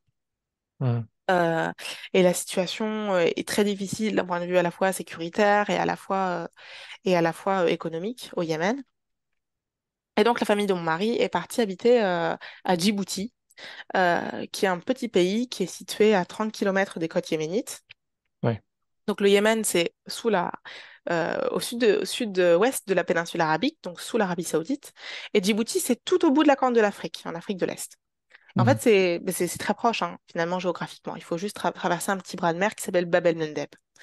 Et donc, sa famille est partie habiter là-bas. Et puis, donc, nous, on allait les visiter donc, avec ma fille. Et en fait, bon, moi je connaissais déjà bien le monde arabe, je parlais arabe, tu vois, mais bon, je parlais pas yéménite, donc j'ai commencé à apprendre petit à petit à parler yéménite. Et puis j'ai rencontré sa mère, j'ai rencontré la femme de son frère, j'ai rencontré des voisines, j'ai rencontré beaucoup de femmes. Et au Yémen, il y a une séparation des sexes qui est assez stricte, tu vois. Donc Mhm. vraiment, les femmes restent avec les femmes, les hommes restent avec les hommes, et les femmes sortent assez peu en fait. On sort par exemple pour aller au parc de jeux ou au mall, au parc de jeux avec les enfants ou au mall, mais grosso modo, les femmes restent beaucoup à la maison, donc j'ai pu côtoyer beaucoup de femmes. Et j'ai trouvé ça bon. Je me suis rendu compte qu'en fait, la plupart de ces femmes étaient arrivées récemment. Donc elles étaient arrivées depuis 2015, depuis la guerre. Mais que paradoxalement, la plupart aussi avaient un lien plus ancien avec Djibouti parce que des hommes de leur famille avaient déjà immigré à Djibouti avant en tant que commerçants pour commercer. Donc je me suis dit, c'est Mhm. intéressant ça, on est dans. Bon, je réfléchissais un peu avec avec mon bagage de sociologue, je me dis, bah tiens, c'est intéressant. C'est une migration qui est à la fois une migration de guerre, une migration récente, et en même temps, c'est une migration ancienne, une migration commerçante, tu vois. Et en fait, ça, c'est quelque chose qui est très, très fréquent dans les mouvements migratoires parce que les gens ne vont pas n'importe où, tu vois. C'est souvent des phénomènes de chaîne Ouais, migratoire. Quand tu veux partir de ton pays parce qu'il y a une guerre, parce qu'il se passe quelque chose, tu vas aller quelque part où il y a des gens que tu connais qui pourront t'aider, qui pourront te servir de ressources, en fait, ouais. sociales, qui pourront peut-être t'héberger, qui pourront t'aider à trouver un travail, etc. Du coup, je me suis dit, bah, tiens, je vais lire des trucs sur les Yéménites à Djibouti. En fait, il n'y avait pas grand-chose. Et quand il y avait des choses, c'était des choses anciennes. Et c'était des choses, des travaux d'hommes. Et qui, parce qu'ils n'avaient pas du tout accès aux femmes, bah, expliquaient qu'en fait, il n'y avait pas de femmes. Et voilà, que de toute façon, voilà, c'était pas, ils s'intéressaient pas du tout en fait à la question des femmes. Donc, bon, je rappelle, les femmes, c'est quand même 50% de la population. Je me disais, bon, c'est un peu problématique quand même qu'on élude la question comme ça. On travaille sur les Yéménites à Djibouti, mais en fait, on travaille que sur les hommes, mais sans dire les hommes, tu vois. On dit les Yéménites, mais comme si les Yéménites, c'était que des hommes. Et puis, comme on n'a pas rencontré de femmes parce que nous, on est des hommes, bah, on écrit qu'il n'y a pas de femmes, et puis voilà, le problème est résolu. Je me suis dit, bon, ouais, c'est pas terrible quand même. Je me dis, mais il y a plein de femmes, et il y a des trucs très très intéressants aussi à dire, tu vois. Elles ont plein de choses à dire. La plupart n'ont pas du tout choisi de venir à Djibouti. La plupart n'aiment pas du tout leur vie à Djibouti. Elles sont venues avec leurs enfants euh, dans un contexte, donc, comme je te disais, voilà, de guerre, donc avec toute la problématique de l'éloignement avec le territoire yéménite, du fait de vouloir éduquer leurs enfants vraiment en tant qu'yéménites, dans l'espoir qu'ils puissent retourner au Yémen bientôt. Mais, euh, mais loin du Yémen, loin des générations précédentes, des grands-parents qui sont restés au Yémen, etc. Je me dis, tiens, c'est intéressant, comment on fait pour élever un enfant yéménite loin du Yémen, tu vois. Puis ça me posait évidemment des questions par rapport à mes propres enfants à moi, qui sont Hmm. yéménites et qui grandissent en France pour le moment, tu vois. Et je me suis posé plein de questions, voilà, et en particulier, voilà, on dit tout le temps que c'est les hommes, que c'est les pères qui transmettent l'identité dans les sociétés patriarcales, patrilinéaires, donc que ce soit les sociétés européennes, mais les sociétés arabes aussi, tu vois. C'est l'homme qui transmet le nom de famille, c'est l'homme qui transmet tout, tu vois. En fait, je me suis rendu compte que c'était pas vrai et que c'était surtout les mamans qui transmettaient beaucoup, tu vois. Et je me suis dit, bah tiens, je vais travailler là-dessus. D'un point de vue pratique, c'est plus facile parce que je connais des gens. Parce que quand je vais là-bas, bah, ma fille, bon, à l'époque, j'avais que ma fille peut rester avec ses cousins et sa grand-mère. Donc, en plus, je me suis dit, ça va me donner. Franchement, je le dis comme ça, j'ai pas honte, mais je me suis dit, bah, ça va me permettre, en fait, ça va me donner une raison et ça va me permettre de venir tous les ans à Djibouti pour que ma fille puisse grandir aussi avec sa famille, plusieurs mois par an, tu vois, avec sa famille paternelle. Hmm. Et bah, ça va m'aider d'un point de vue aussi financier parce que du coup, moi, comme je viens aussi en tant que sociologue, bah, mon terrain peut être financé, tu vois. Et en même temps, je peux faire en parallèle, tu vois, mon étude ethnographique et puis en parallèle ma fille peut passer du temps avec sa famille. Et en fait, c'est un peu un tabou dans le monde de la recherche. Tout le monde fait comme si ils avaient découvert leur terrain de recherche comme ça, qu'ils n'avaient aucun lien avant, alors qu'en fait, il y a Hmm. plein de gens qui sont bah, soit mariés avec une personne originaire de ce pays-là, soit qui ont eux-mêmes des liens familiaux. Enfin, il y a tout le temps des raisons. Enfin, c'est Ouais, très ouais. rare que des gens choisissent des sujets comme ça. Et d'ailleurs, je trouve que ça sera un peu problématique, tu vois, de se dire, bah tiens, je trouve ça hyper exotique, les Yéménites à Djibouti, je vais aller là-bas, tu vois. Ouais, c'est quand même bizarre, ouais. Comme je te disais, on est quand même à un moment dans l'histoire des sciences sociales, on reconnaît qu'on n'est pas des scientifiques, enfin, qu'on n'est pas des scientifiques comme les autres parce que on met à jour en fait notre position en fait en tant que personne sur le terrain. Et en fait, à partir de ce moment-là, bah, ça paraît juste naturel que tu viens avec ton propre bagage, tu vois. Donc moi, je viens avec mon bagage de femme de yéménite, maman d'enfant yéménite, tu vois, qui me pose toutes ces questions-là aussi. Et en fait, je trouve ça plutôt sain, tu vois. Si je disais, bah, je viens, j'ai aucun intérêt spécifique pour ce sujet-là, je suis concernée en rien et je viens, tu vois, et je viens travailler là-dessus, ça serait un peu bizarre, je trouve. Donc finalement, je Hmm. trouve que c'est pas du tout un problème. Ça me paraît même logique, en fait, qu'on fasse les choses de cette manière-là. De la même façon qu'il y a beaucoup de gens qui ont, par exemple, des personnes qui sont issues d'immigration, donc qui sont nées en France, qui ont grandi en France et qui ont des parents bah, d'une origine, tu vois, d'un pays qu'ils connaissent mal et qui vont se dire, bah tiens, j'ai envie d'aller travailler sur ce pays-là, sur cette société-là, pour mieux comprendre, tu vois. Et en fait, c'est normal et c'est hyper sain de faire comme ça. Donc Hmm. voilà, bah moi j'ai j'ai commencé à travailler donc avec ces femmes-là. Et donc moi alors, voilà, pour expliquer un peu vraiment ce à quoi je m'intéresse, euh, j'essaie de montrer, comme je te le disais, comment est-ce que on peut essayer de créer une génération yéménite loin du Yémen. Et quel est le rôle des femmes là-dedans?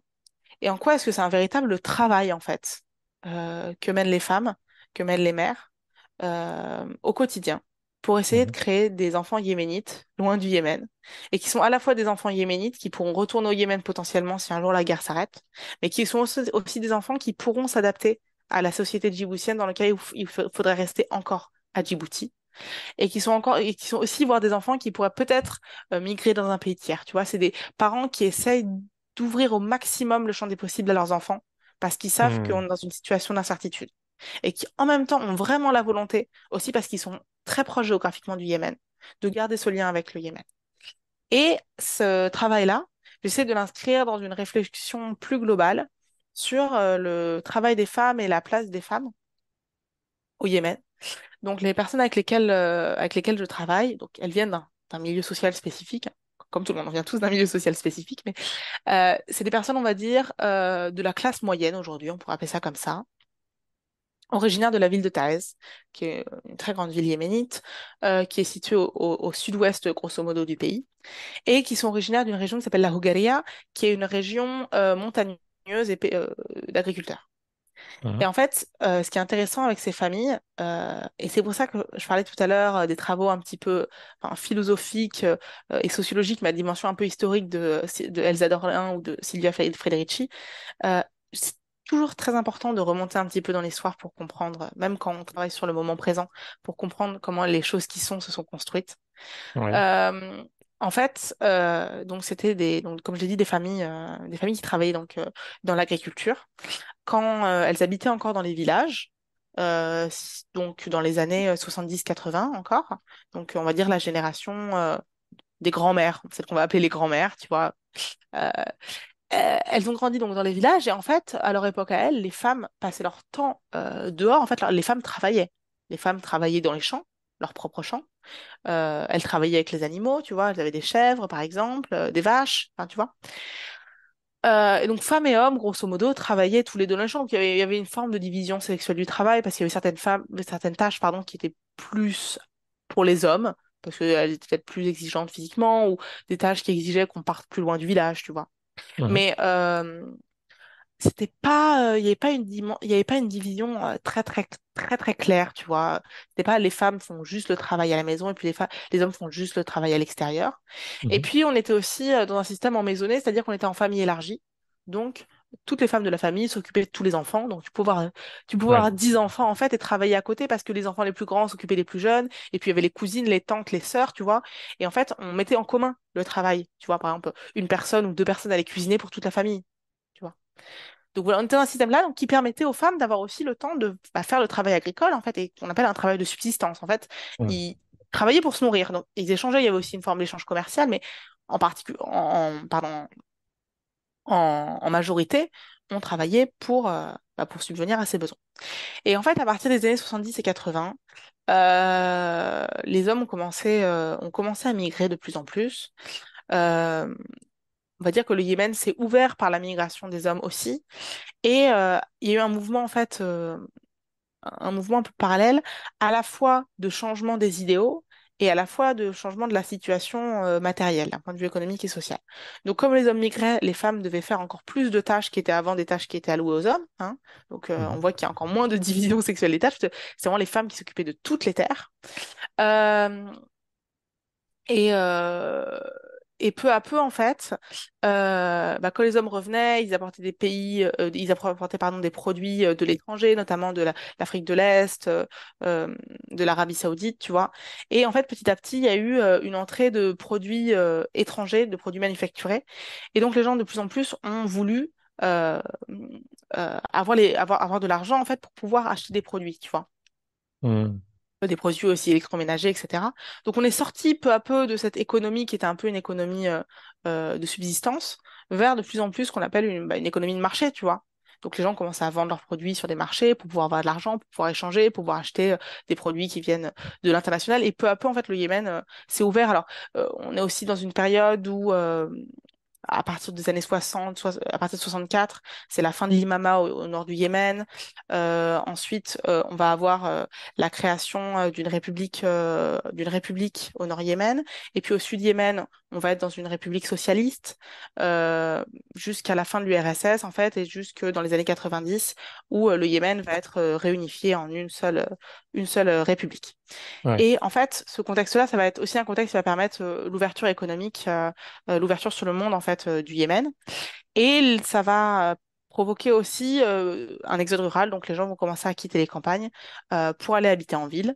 Donc c'est un nouveau mode de vie, un mode de vie qu'on pourrait qualifier de moderne, tu vois. Mhm. Modernité pas dans le sens d'un idéal, dans le sens un type de mode de vie, tu vois, un type de mode de vie qui est un mode de vie d'un système qui est lié à un système capitaliste, tu vois, avec de nouveaux idéaux.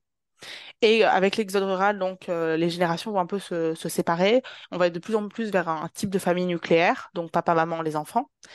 Mhm. Et en fait, quand on est dans un type de famille nucléaire, bah, comme je disais, les femmes avant, elles mettaient le travail en commun.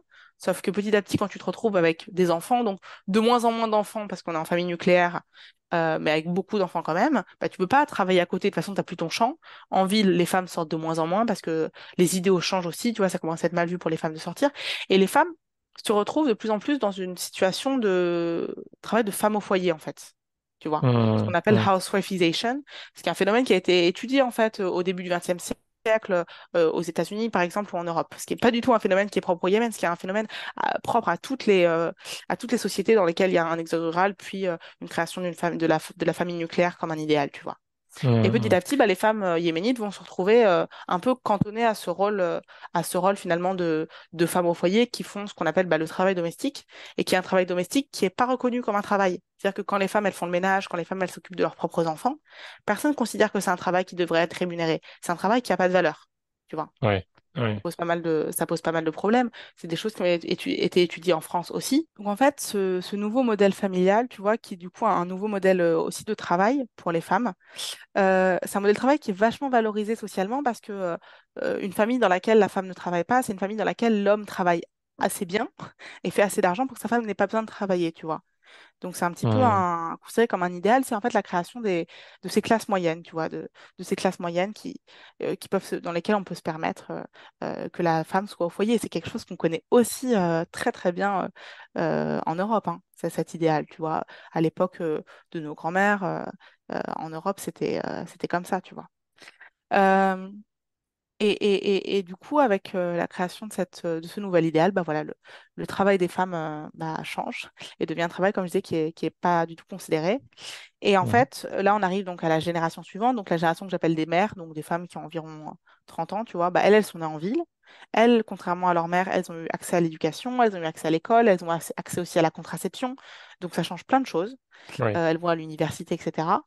Sauf que bah, cet idéal en fait de la femme au foyer, il persiste, mais c'est un idéal de la femme au foyer qui devient un idéal de la femme au foyer éduquée, qui peut Ouais. permettre de créer des enfants, enfin de créer, d'élever des enfants qui seront des enfants éduqués, tu vois, avec vraiment cette idée qu'en fait les femmes sont un peu les mères de la nation. Et dans la construction un peu du mythe national, bah, les mères ont le travail d'elles-mêmes s'éduquer pour pouvoir éduquer leurs enfants et pour pouvoir créer bah, de bons petits Yéménites, tu vois. Mais Ouais. encore une fois, tout ça, c'est un phénomène qui n'est pas du tout propre au Yémen. Mais c'est juste intéressant parce qu'au Yémen, il a lieu plus tard, en fait, ce phénomène. C'est un phénomène qui Ouais. a C'est lieu au assez début récent, du donc. XXe siècle. Voilà. Mhm. Et c'est pas, je précise, ça n'a pas eu lieu plus tard au Yémen parce que les Yéménites sont arriérés, hein. Ça a eu lieu plus Mhm. tard au Yémen parce que pendant plus longtemps, le Yémen était un pays qui a été plus fermé sur lui-même du fait d'une volonté politique de l'imam du Nord-Yémen, hein. Mhm. Donc, encore une fois, c'est pas du tout lié au fait que ce soit des Arabes. Je le précise parce que bon, on a tellement l'habitude d'entendre des discours racistes et aussi des discours qui présupposeraient que le monde va vers un progrès et qu'en fait, plus on est moderne, plus on va, tu vois, plus on est avancé. En fait, l'histoire, ça se passe pas comme ça. Il n'y a pas des gens avant, il n'y a pas des gens après. Il y a des phénomènes sociaux qui sont contextuels. La modernité, c'est un phénomène social qui est contextuel et qui, au bout d'un moment, on va en sortir, en fait. Tu vois, c'est une Mhm. période. Donc voilà. Le Ouais. Yémen est entré dans la modernité, entre guillemets, en tant qu'idéal social, en tant que organisation de la société, plus tard que l'Europe, mais pour des raisons sociales, tu vois. Pas du tout pour des raisons de développement enfin je veux dire, de capacité des Yéménites à être modernes. Enfin bref. Et du coup, voilà, et on en arrive à cette génération de femmes éduquées qui sont allées à l'université, etc. Sauf que bah, Et là, peut-être qu'on aurait pu entrer dans un moment où les femmes seraient aussi entrées comme les hommes. Je ne l'ai pas dit, mais du coup, les hommes étaient entrés en migrant dans le monde du travail salarié, auraient pu entrer dans le monde du travail salarié. Et en fait, Mhm. la guerre au Yémen fait que non, les femmes n'entrent pas massivement, hein. Encore une fois, il y a plein de femmes qui travaillent au Yémen, mais n'entrent pas massivement dans le monde du travail salarié, aussi parce que guerre, insécurité, de plus en plus de familles qui migrent. Et en migration, les familles yéménites, notamment à Djibouti, ne peuvent pas travailler, ou très peu. Certaines, par exemple, qui sont enseignantes peuvent travailler, mais grosso modo, c'est compliqué parce qu'elles ne parlent pas somali, elles ne parlent pas français, parce qu'elles n'ont pas les réseaux qui leur permettent de travailler, et aussi parce que du coup, elles n'ont pas de famille pour les aider avec leurs enfants. Euh, c'est des familles qui pourraient avoir les moyens aussi de prendre quelqu'un à domicile, mais euh, c'est pas très bien vu en fait de prendre quelqu'un qui serait extérieur à la famille, de prendre une domestique. Bref, le fait en fait de plus avoir la famille, de plus avoir autant d'entraide, de réseaux d'entraide qu'au Yémen, conduit les femmes à devoir rester à travailler à la maison. Alors, je fais une petite précision. Le travail salarié, encore une fois, c'est pas, il faut pas le voir comme un idéal de libération pour les femmes, hein, parce que le travail salarié, c'est quoi? C'est un travail dans le monde du travail capitaliste, qui est aussi un monde du travail, un monde de la domination, hein, euh, et en fait, c'est pas d'un point de vue militant, là je parle d'un point de vue militant plus qu'un d'un point de vue sociologue, mais il faut pas voir ça comme un horizon de libération, en fait, l'entrée des femmes dans le travail salarié. En fait, l'horizon de libération, d'un point de vue anticapitaliste, il serait plus dans la sortie du travail salarié pour tout le monde, homme comme femme, tu vois, et peut-être le retour vers une économie qui serait plus une économie de subsistance comme ça existait avant, où on travaille pour soi, en fait, tu vois. On travaille pour soi, pour sa communauté, pour se nourrir et on ne travaille pas pour le capital, quoi. C'est une petite parenthèse anticapitaliste. Mais Ouais, voilà. ouais. Si je comprends bien, juste rapidement, hein, ce qui s'est passé du coup au Yémen, et peut-être on peut faire des parallèles aussi dans d'autres pays qui ont suivi un peu le même process, c'est que au départ, on a des sociétés, enfin au départ, il n'y a pas vraiment de départ, mais je veux dire, originellement, ce qu'on retrouvait il y a quelques décennies, c'est un cercle familial où on va avoir un partage des tâches entre tant au niveau on va dire, Générationnel que de la sexuel. subsistance et voilà Ouais. exactement, et l'organisation de la famille et l'implication dans Oui. la famille. Et petit à petit, avec le capitalisme, du coup, on va avoir, on va dire, une répartition des tâches qui est réorganisée où c'est Oui. l'homme qui va plus se focaliser sur le travail et la femme Oui. plus sur la maison. Oui. L'homme plus vers le travail à l'extérieur et la femme sur la maison et la famille à l'intérieur. Et du coup, là, ce qui se passe, c'est que maintenant, on a aussi des femmes qui s'éduquent à l'université dans des écoles et maintenant, en fait, on peut avoir aussi des femmes qui veulent travailler, mais qui du coup ne gardent toujours cette responsabilité au sein de la famille que les Ouais. hommes n'ont pas. Donc c'est ça, en fait, Oui, puis c'est là où ça ne peut plus ouais. marcher, ça ne peut plus marcher, en fait. Le problème, c'est que ces femmes-là, en fait, elles aspirent à autre chose que le travail domestique, parce que comme je te l'ai dit, le travail domestique, mais au Yémen comme partout dans le monde, il n'est pas considéré. Une femme Ouais. qui travaille pour sa famille, qui cuisine, qui fait le ménage, qui garde ses enfants. En fait, une femme qui fait le ménage, la cuisine et qui garde des enfants dans une autre famille que la sienne, c'est un travail. Mais si c'est dans Mhm. sa propre famille, c'est pas considéré comme un travail. C'est pas payé, c'est pas considéré socialement, tu vois. Donc Ouais. évidemment, pour ces femmes-là, euh, ça serait peut-être un horizon plus intéressant de travailler à l'extérieur, tu vois, ou au moins d'avoir un travail dans lequel elles peuvent être valorisées, parce que c'est hyper important de se sentir valorisée. Mais en même temps, il y a l'idéal euh, de vouloir éduquer soi-même ses enfants en tant Ouais. qu'yéménite pour pouvoir en faire des bons petits yéménites, pour créer une génération d'enfants yéménites à Djibouti qui pourront retourner au Yémen, tu vois, et qui auront Mhm. la capacité de s'adapter en retournant au Yémen. Donc, c'est des enfants, par exemple, qui vont aller, pour beaucoup d'entre eux, donc soit qui vont aller dans une école en arabe à Djibouti, mais pour de plus en plus, qui vont aller dans une école en français à Djibouti, avec toujours cette idée que la guerre dure de plus en plus longtemps. Il faut que les enfants apprennent le français pour pouvoir potentiellement aller à l'université à Djibouti ou pouvoir se créer un avenir à Djibouti, ou alors qu'ils vont apprendre l'anglais pour potentiellement pouvoir partir à l'international. Et en même temps, comme il y a vraiment cette volonté de garder le lien au Yémen, ils vont faire une double scolarité, ces enfants en français à l'école le matin et l'après-midi en arabe, en allant à la Mhm. mosquée, aussi grâce à leur mère, qui pour beaucoup d'enfants leur font faire en fait à distance le programme scolaire en fait, arabe à distance. Donc tu vois, c'est Mhm. vraiment quand je parle du travail des mères, c'est un travail qui est vraiment sur tous les plans, tu vois. Et ça, évidemment, ça demande des ressources en termes éducatifs aux mères. C'est pour ça que je te parle de mères éduquées aussi, parce que si elles n'étaient pas éduquées, elles ne pourraient pas faire tout ce travail-là, tu vois. Et on arrive vraiment à un enjeu en fait, finalement nationaliste, tu vois, que les mères doivent les mères sont garantes de la transmission de cette identité yéménite, tu vois, et de la construction de cette génération d'enfants yéménites. Et ça veut dire quoi être yéménite? C'est aussi une question très très intéressante à creuser en temps de guerre au Yémen avec différentes identités yéménites. Les Yéménites du Sud qui veulent faire sécession, les Houthis au Nord. Qu'est-ce que ça veut dire être yéménite? Les gens de Taïs, ça a été les premiers républicains, tu vois. Donc pour eux, être yéménite, euh, c'est quelque chose c'est quelque chose d'important, tu vois. Pouvoir potentiellement réussir à sauver ce pays qui finalement n'a jamais été unifié, enfin qui n'a jamais tenu très longtemps en fait en tant que Yémen unifié. Il y a tout cet enjeu aussi nationaliste qui est encore une fois un enjeu, qui est encore une fois un enjeu politique, tu vois. Et c'est hyper intéressant de voir comment tous ces enjeux, à la fois de division sexuelle du travail à échelle des familles, de répartition des tâches, euh, se croisent avec tous ces enjeux en fait de migration, de transmission de l'identité, de reconstruction même d'une identité yéménite euh, en temps de guerre, tu vois. Très bien. Je sais pas si tu penses qu'on doit rajouter quelque chose ou bien si on se rapproche de la conclusion. Ouais, je peux peut-être juste rajouter un truc. Et quelque chose qui me paraît intéressant là-dedans, c'est aussi de montrer grâce à la sociologie, parce que quand on fait la sociologie, on étudie des mécanismes sociaux, hein.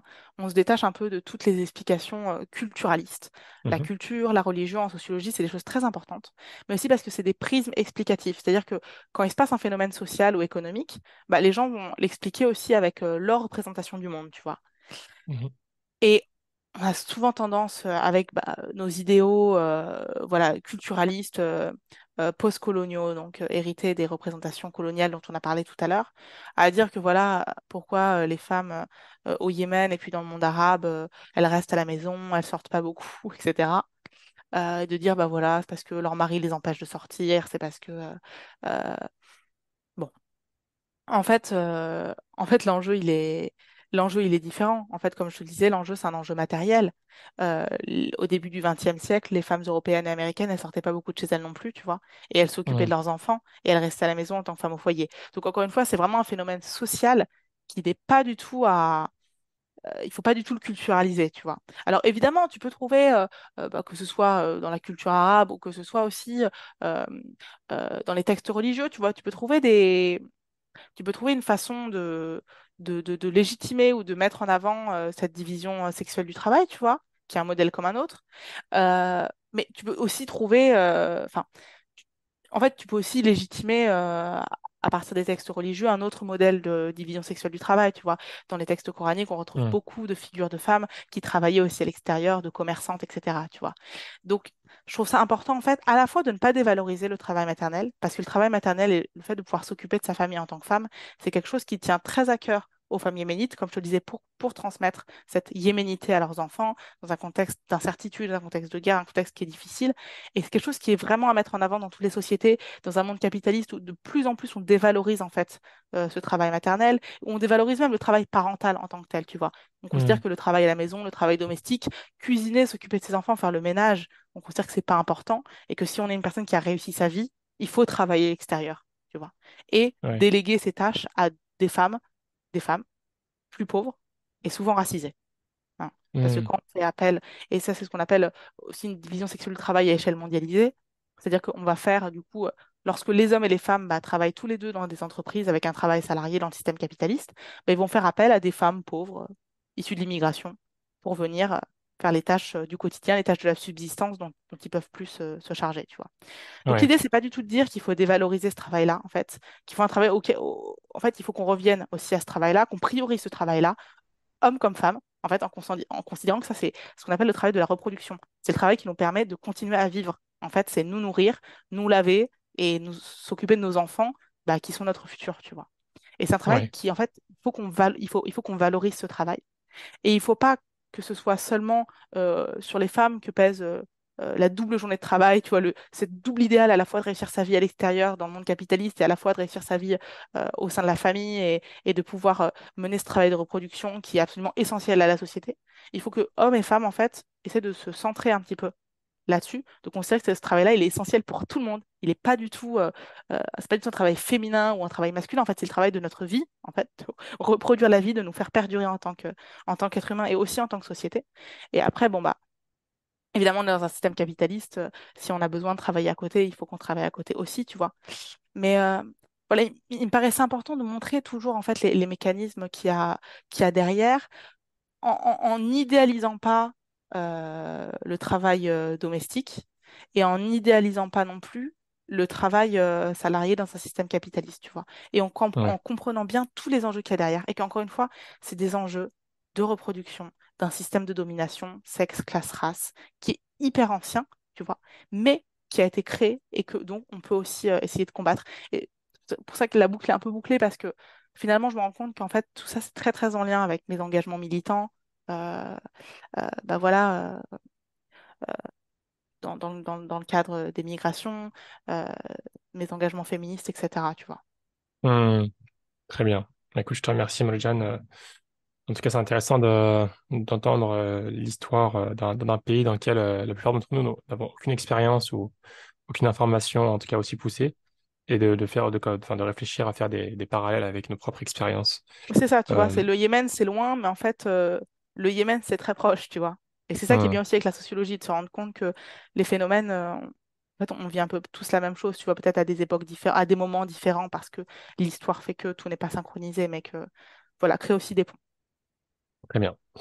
Moljan, donc on arrive sur les questions de la fin. Quelle est la Vas-y. compétence qui t'est le plus utile dans ton travail, dans la vie de tous les jours? Ah, alors, bon, je vais tricher, je vais en dire deux. Ouais, tu Euh, peux. Ouais. euh, Moi, les compétences que je mobilise le plus au quotidien, la première, ça serait ah, j'ai pas le mot exact, mais une compétence en fait humaine, euh, une capacité en fait à discuter avec les gens, tu vois. Mhm, Comment dire ça? Euh, oui, c'est ça. Une capacité à créer des liens en fait, à créer du lien avec les gens et à échanger avec eux. Quelque chose mhm, qui me paraît hyper important à la fois dans l'enseignement, parce qu'enseigner, c'est pas juste parler, c'est aussi essayer de beaucoup écouter et de voir quels sont les besoins des étudiants. Et mhm, aussi, bah, au quotidien, bah, voilà, quand on fait de l'enquête de terrain, on écoute en fait, on écoute et on essaye nous-mêmes de nous adapter à la vie des gens pour mhm. devenir un peu, enfin, comprendre en fait comment est-ce que dans leur corps, comment est-ce que dans leur tête, comment est-ce que dans leur vie, ils voient les choses, tu vois. Et ça demande beaucoup, une grande capacité de, voilà, d'écoute et de créer du lien. Et quelque chose qui me paraît important, c'est que quand on interroge des gens, quand on fait des entretiens, en fait, on n'écoute pas seulement, on parle aussi. Moi, il me paraît Oui, absolument impossible d'aller interroger des femmes sur une expérience aussi intime que leur maternité, par exemple, sans moi parler de mon expérience. C'est-à-dire qu'on ne peut pas prendre sans donner, tu vois. Donc moi, quand oui, je parle avec les gens, j'échange.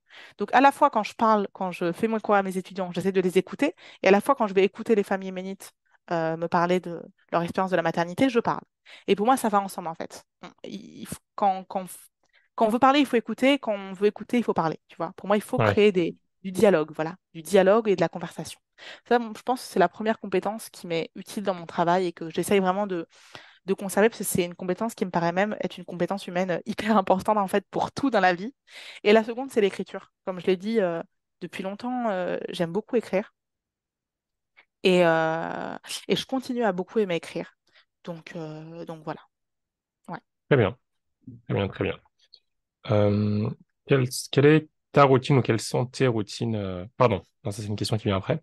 Quelle est la chose que tu préfères dans ton travail? J'aime tout. Franchement, j'aime tout, à part le salaire et les conditions de travail. Mais sinon, enfin, j'aime tout, franchement. Comme je te dis, voilà, je me considère très, très chanceuse. J'adore rencontrer des gens. J'adore discuter avec eux. J'adore rencontrer des gens avec lesquels je suis pas d'accord au début, tu vois. De comprendre Ouais. qu'en fait, bah, finalement, ils ont raison à leur échelle à eux et pour leur raison à eux, tu vois. Mhm, Euh, euh, donc voilà, moi, j'aime beaucoup rencontrer des gens pour toujours essayer de, de, de, de, de considérer autrement des choses, tu vois. En fait, ce que je trouve génial avec la sociologie, c'est pouvoir aussi euh, sortir de son propre point de vue pour pouvoir, l'espace de quelques minutes, avoir le point de vue de quelqu'un d'autre, tu vois. mhm, Pouvoir adopter le point de vue de quelqu'un d'autre. C'est quelque chose que je trouve hyper intéressant et il faut absolument qu'on arrive à tous faire ça à notre échelle, quoi. C'est très, très important. Alors, je le fais sûrement pas assez et moi aussi, il faut que je me force à le faire davantage, mais ça, je trouve ça génial, en fait, de pouvoir avoir cette mhm. capacité-là à aller explorer d'autres vies que la nôtre, tu vois. Ouais. Génial. Euh, Quelles sont tes routines préférées, des routines qui t'aident à progresser ou t'aident à garder l'énergie au quotidien? Bah écoute, en fait, la force de ma routine, c'est aussi ça, c'est aussi son inconvénient principal. C'est comme je te le disais, moi, je suis beaucoup avec mes enfants. Mhm. Donc, pour l'instant, mon fils n'allait pas à la crèche en plus.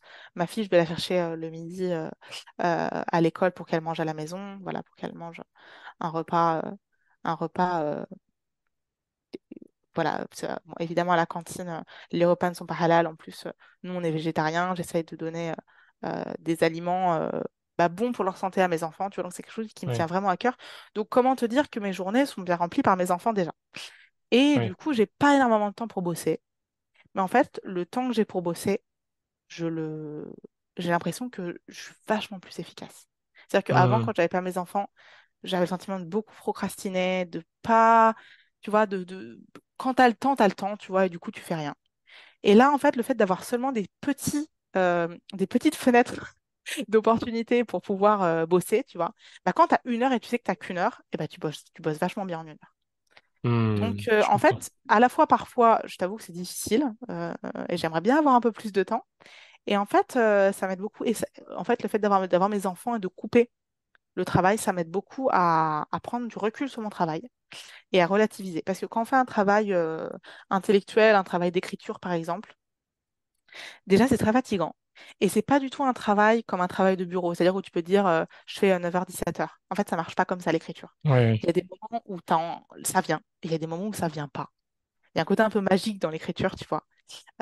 Il y a des moments où ça vient pas en fait. Ça vient pas peut-être Hmm, parce que ton cerveau a besoin de lui-même retravailler sur des choses, tu vois. Et du hmm, coup, bah, parfois, je bosse et puis ça vient pas. Et puis je vais chercher mes enfants, je me promène avec eux et puis en fait, je reviens et là, ça marche, tu vois. C'est un travail, à mon avis, le travail intellectuel que tu peux pas vraiment soumettre à des horaires de bureau, tu vois. hmm, hmm. Et Faut ça laisser m'aide le aussi temps. C'est ça, il faut laisser le temps. Et puis, je trouve que c'est pas mal aussi de pouvoir prendre du recul. C'est-à-dire que parfois, ça marche pas. Et puis, je me dis, en fait, Morgane, c'est pas très grave. Parfois, bah voilà, comme je te disais, la thèse, c'est pas facile parce qu'on a aussi des conditions de travail qui sont pas faciles. Et je vois des collègues à moi qui sont vraiment en difficulté, en fait, d'un point de vue psychologique. Et en fait, moi, j'essaie de relativiser. Je me dis, écoute, Morgane, c'est un travail. C'est un travail passion, mais c'est un travail. Et t'as ta famille, t'as ta vie à côté. Et tu vois, ça m'aide aussi, j'ai l'impression, à prendre du recul là-dessus. Hmm, Donc, hmm. voilà, cette routine travail plus enfant, c'est autant une force que parfois quelque Oui, chose de fatigant, mais voilà. très bien. J'ai déjà noté les deux livres que tu as recommandés Ouais. plus tôt. Est-ce que tu souhaites rajouter quelque chose, une autre recommandation? Ouais, peut-être une recommandation un peu moins académique. Parce que bon, ça, c'est quand même des bouquins de chercheuses.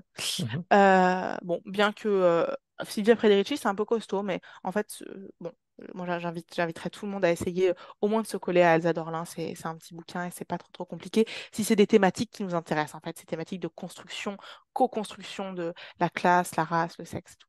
Mais un livre, en fait, je vais me faire de la pub en plus. J'ai fait il y a pas longtemps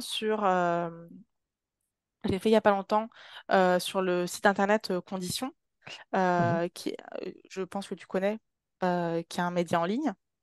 euh, un- une petite recension en fait des deux derniers ouvrages de Fatima Wassak, mhm, qui est politologue et qui est militante euh, franco-marocaine. Et, euh, et en fait, elle a écrit deux bouquins ces dernières années. Le premier qui s'appelle, c'est là que je vais avoir un trou de mémoire. Attends, je suis désolée, je triche, tu couperas au pas montage. de souci. Tu couperas au Mhm, montage. Comment il s'appelle? La force des mers, le pouvoir des mers, la puissance des mers. Ok. Donc le premier bouquin s'appelle La puissance des mers. oui, Et le second bouquin pardon, s'appelle Pour une écologie pirate.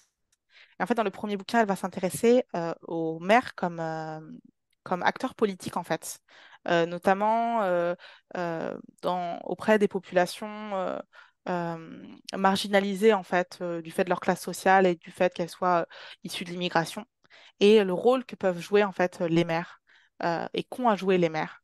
Dans ce contexte, donc tu vois évidemment que ça résonne aussi avec mes problématiques de recherche. Et le deuxième bouquin, Pour une écologie pirate, c'est dans la continuité en fait.